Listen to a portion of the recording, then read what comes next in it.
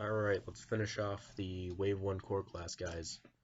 So, here we go. This is Hot Rod. Technically speaking, he's a re-release of Kingdom Hot Rod, but, you know, whatever. It's obvious, it's very obvious he was meant to just be a legacy figure, and they bumped him up into the last wave of Kingdom, like they did with Blaster.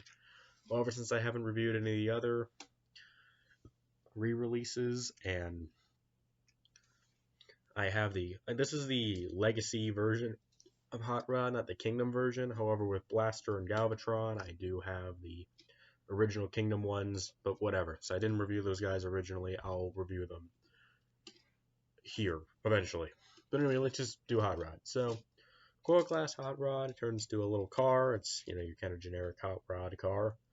Big side pipes, flames in the chest, or, well, flames in the hood. Big dome cockpit there. Big yellow spoiler that is removable for some reason. Oh no, it's Combiner Wars Hot Rod. He's come back with a vengeance. Of course, he has wheels. Rolls pretty well. Rolls well enough. Doesn't roll very well at all. I don't know. He has a 3mm peg on the top. He can put his weapon there. He also has a 3mm hole on the front of his spoiler, so you can mount his weapon there. Okay. So, of course, him being a core class figure, he's basically just a smaller version of a larger toy. So, here he is next to Studio Series 86 Hot Rod. As you can see, there are definitely some differences here. This one, I feel like, is much more reminiscent of Classics Rodimus in his car mode. Sort of, and that it's a lot more slender and it's not as accurate to the cartoon as this one. Big wide boy. Of course, the basic features are still the same. Big side pipes, big yellow spoiler, which I just kind of now realized how absolutely massive the spoiler on this guy is. Dome cockpit, flames on the hood, big engine. Overall, it's effectively the same features. However, as you can see, unlike with the Earthrise jets compared to the core class jets, there are a few differences here. To be fair, I honestly kind of prefer this one. Granted, I know this one is definitely a lot more cartoon accurate, and that's kind of what I like in my figures, but this one just kind of feels a lot more toy. It's kind of what I've been saying about the core class guys. They definitely feel much more like toys than the larger dudes do. But again, it's a moment like this, I'm just like, man, this is effectively a masterpiece figure, right? I mean, technically speaking, I don't know. At least compared to these little guys, this is a masterpiece. So, you know, whatever. So, you know, just thought I'd kind of do a little comparison here. But yeah, I think this is a nice enough little car mode. It's really cute. It's kind of it's a good alternate mode for a core class guy, except for one little problem here. You see this hood? So this comes untabbed as a part of the transformation. We'll get to that later. However, it doesn't want to peg back in when it comes to vehicle mode. Take a look at this. Okay, I lied. Normally when I transform this thing, the hood keeps undoing itself. Today is the one day it decides to work. Okay, wow. But normally it keeps undoing itself, and I have to keep like frustratingly pushing it back in, and then it never stays. But this is the one time it stays. What the heck? I swear I'm not lying. But like normally it kind of comes undone over and over again, and it's really annoying. So it's kind of a problem I have with the figure. Of course, today is the one day it decides to work, but I mean, you know, whatever. But yeah, apart from that one little issue, I think it's a nice enough car mode. So, that being said, let's get this guy into his robot mode. You don't need to remove the spoiler to transform him, so I'm not going to do that. So you want to start by untabbing the hood. Then you want to undo the legs. Of course, it isn't a Transformers figure without the legs pegging together in some way. Then you can fold this whole back piece up. This thing's kind of on like a little hinge there, so you fold that back, and then there you go. Do the same with this leg. Then you want to unpeg these from the side and fold those down. And there you go. It's a really simple and straightforward transformation when you think about it. So here's Hot Rod in his robot mode. And let's just get the Studio Series 1 out to compare. Okay, so as you can see, again, there are definitely some differences here. This one is designed to be very accurate to the original cartoon, to the original movie, whatever. Whereas this one, definitely a bit more stylized. He's kind of a lot more slender looking, if that makes sense. Of course, both of them have fake chests, so that's kind of a consistent feature. Of course, this one's obviously like better aesthetically, better posing wise, has all sorts of extra features like a little flip out shade, which I always forget are there.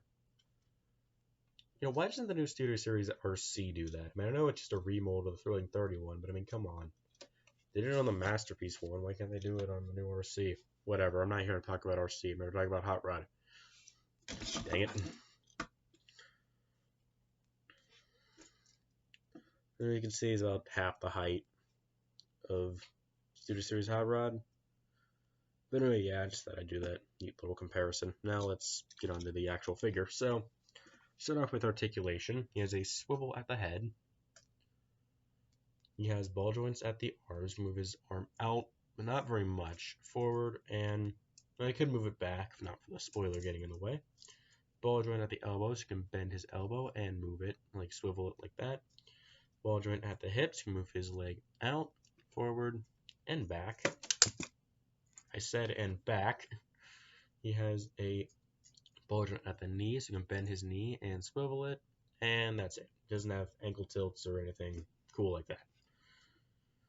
He doesn't have opening hands like the Studio Series toy does. Obviously. And now we get to accessories. Huzzah! An accessory with a core class figure that actually is something. She comes with a sword, this kind of cool blue energy sword looking thing. This is definitely the best weapon out of all the Wave 1 core class guys, and that, you know, it's an actual weapon and not just complete nothingness. You can get those kind of cool poses with them. Gotta get like a little sword, like you get them to hold it, like a cool little like sword fighting pose, or like gotta have it like over the shoulder. It's kind of something I like to do. It looks kind of cool. And of course, as previously stated, all three of the weapons from the core class guys can combine. So let's get that going. So what you want to do is, so, geez, am I doing this right? Oh wait, no. So it's like this. So, crap, I'm actually somehow forgetting how to do this. So, let's say it's like this. So you take Skywarps, you put it on the bottom of Iguanus's, over to this little post here. You can't do it completely flush. It has to be like this. And then you can take Hot Rod's. Yeah, let me see. It's been a while since I've actually done this. Then you take Hot Rod's sword and you just kind of shove it at the top there, and boom, you have this thing. I think it would look a lot better if Skywarp's weapon could actually like be facing kind of the same direction as the sword here, because of course you had to put these two posts on either side. That gets in the way, and on top of that there's a post here, so that gets in the way. So overall, it looks fine enough, but is this really worth getting all the core class guys for this? Not really. Still, I guess it makes kind of a cool Star Saber if you want to have a Star Saber that your small guys can hold. Of course, one complaint I do kind of have about this figure is, look at how the arms are attached. The way it folds up in vehicle mode, yeah, those posts are going to snap eventually if you're not careful with them. They're literally just plastics, like plastic sticks. Those are probably going to bend. And another complaint, which I have a feeling a lot of other people have this complaint, is look at his head. It is completely hollow. This isn't even like a Legacy drag strip situation where his head being hollow actually accomplishes something in vehicle mode. It's just completely hollow for the sake of being hollow. This looks like a bootleg. But other than that, it's fine. Granted, I think it does a better job of hiding the hood in vehicle mode. Or it does a worse job, because Hot Rod, it all folds up into the torso here. But this one just kind of slaps it on his legs. Which, I mean, I don't really think very many people were complaining, but he has 2 hoods. Whatever. I don't really mind fake kibble as much as other people do. Like, really, the only times I've ever really complained about it were '07 movie Legends Jazz with the hood chest, because it didn't conceal it in vehicle mode at all, just slapped it on the top, and then the Siege Seeker mode, because it just slapped the fake canopy chest on the back of the jet. Yeah, I've been complaining about that figure a lot recently. But anyway, there you go. There is Core Class Hot Rod. I think he's a nice little figure. If I were to rank all the Core Class figures, I'd say probably Hot Rod is the bottom. Hot Rod's probably the worst, just because, I mean, like, it's a good figure. It's just compared to the other two, it's meh. Then I'd say Skywarp, because I think he has a better transformation, and then Iguanus, just because he has a better everything except for the weapon. So, yeah. As I said, the other 2 core class guys, I think these are really great if you like Transformers, but you don't want to pay for the big boys or their complicated transformations. You just want a small little simple toy you can screw around with. This is great. And if your kids want Transformers toys, but like they don't want the really gimmicky, stupid little kitty Cyberverse guys, and yeah, you got these. These are a nice little stand-in. These are kind of like the toys I had as a kid, where they're like small little Transformers, you know? I don't know. But anyway, yeah, that's Legacy Core Glass Hot Rod. So with that being said, we are done with the Wave 1 cores. We'll move on to the Deluxes. Probably going to do Skids first. But yeah, we'll do the Deluxes, and yeah. So that being said, yeah, that's been all. This is Rod and Todd signing off.